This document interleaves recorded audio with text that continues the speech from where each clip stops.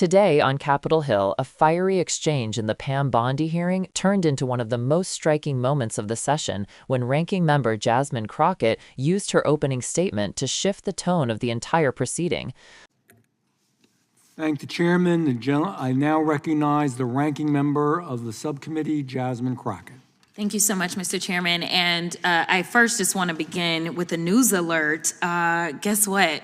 Joe Biden is not the president anymore.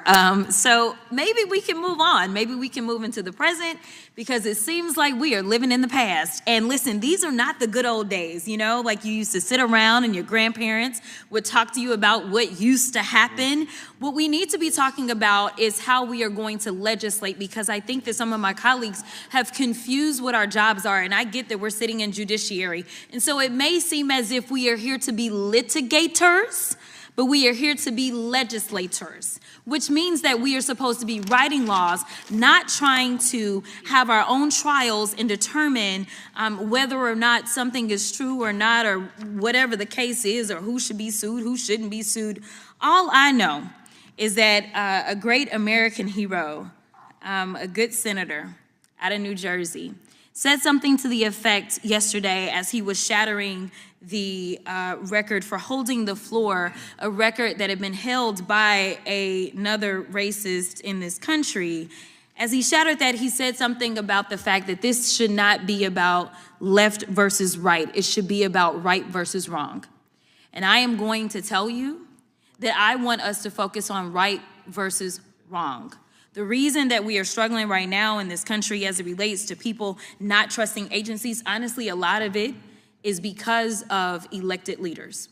Let me tell you, one of the things that the chairman and I actually agree upon, we don't agree on a lot, is that we both know that there has been a sharp incline as it relates to threats upon our lives. Regardless of what side of the aisle you sit on, we both know and agree that as sitting members of Congress, we both are enduring more death threats than anybody should in this country. And I believe that it is because of the divisive rhetoric, and it is because of the selective enforcement of things. And so when we have, and I'm gonna be clear, because I had remarks and I'm going a whole other way. To have the sitting attorney general go on, and I'm gonna call it faux news. I know some of y'all love it, but it's fake to me. To have her go on Fox News and to then decide that she wanted to send a threat to me, it was wrong. Because here it is, she is the highest law enforcement agent in this country, and people are watching and they are consuming this information, and they are believing that simply because I decided that I wanted to exercise my right to free speech, which I am not abridged from doing, that she then wanted to then politicize something that should not be politicized.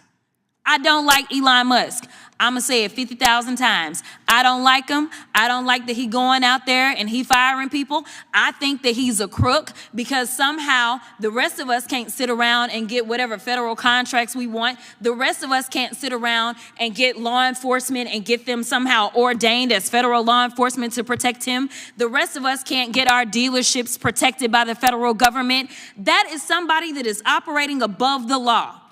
For whatever reason, just because he has a lot of money, more money than everybody else. And yes, I am happy to see that on my birthday, which is what I said, there were peaceful protests around this world against him, because he is a problem.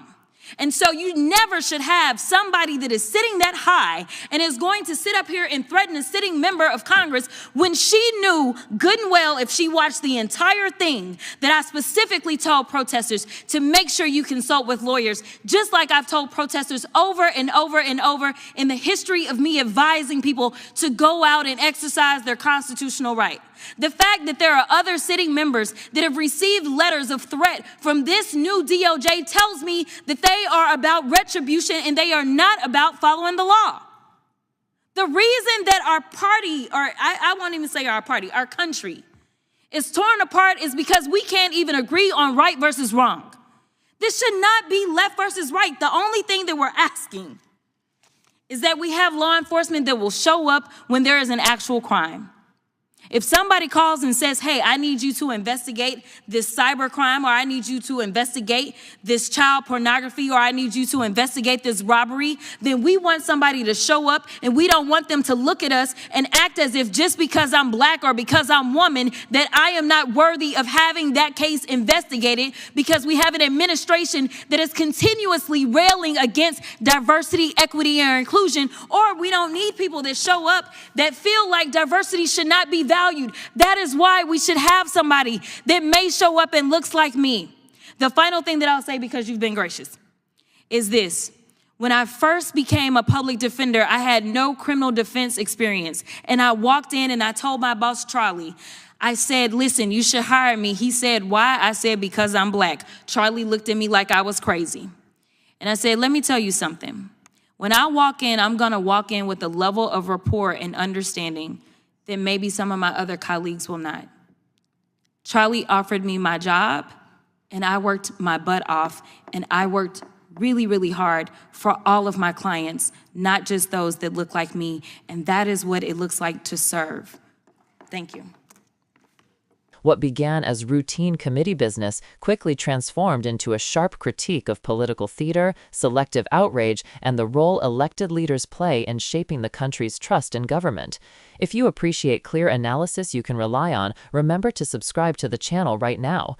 Crockett opened with what she called a news alert, a pointed reminder that Joe Biden is no longer the president and that Congress should stop relitigating the past.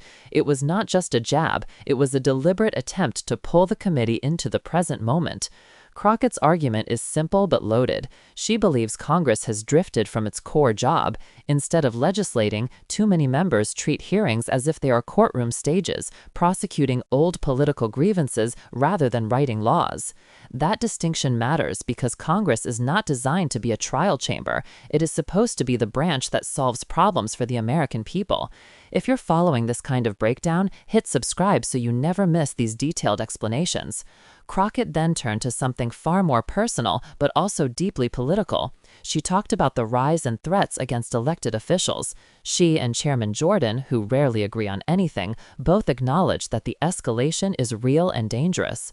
Her point was that this climate of hostility does not come out of nowhere. It is fed by leaders who amplify division, who encourage distrust in institutions, and who weaponize their platforms. She argues that when public officials normalize conflict, the public absorbs it and some take it too far. This is a moment where she is not just defending herself, she is making a case that political rhetoric now has real-world consequences. Stick with us and hit subscribe because understanding these connections is crucial to understanding modern American politics. Then the hearing took an even sharper turn. Crockett accused Attorney General Pam Bondi of using a national television appearance to send what she described as a political threat against her. Crockett framed it as not only inappropriate but dangerous because Bondi, in Crockett's view, holds immense power. When someone in that position publicly singles out a member of Congress, Crockett argues it fans the flames for people already primed to target lawmakers. She is tying personal safety to political responsibility, suggesting that public figures cannot use their platforms recklessly without expecting downstream consequences. For more insights like this that go deeper than the headline moments, make sure you subscribe. Crockett then pivoted to one of the most contentious topics in modern politics, Elon Musk. She made it clear she does not like him, not as a personal gripe, but because she believes he operates in a realm of privilege unavailable to ordinary Americans. She listed examples including federal contracts, special classifications for his security teams, and government-backed protections for his business ventures. In her view, Musk is treated as if he is above the rules everyone else must follow. This is where Crockett's remarks become more than commentary. They become part of a broader national conversation about power, influence, and accountability.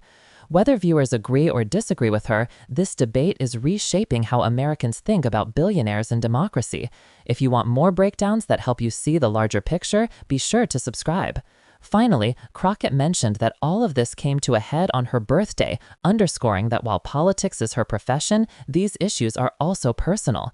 She is not speaking as a distant lawmaker, she is speaking as someone navigating real threats, real structures of power, and real consequences inside a polarized environment. When politicians talk about democracy, it can feel abstract. When Crockett talks about it, she makes it tangible. And understanding that humanity behind the headlines is part of understanding the moment we are living in. If you appreciate commentary that humanizes the story without losing the facts, go ahead and subscribe so you never miss a deep dive like this.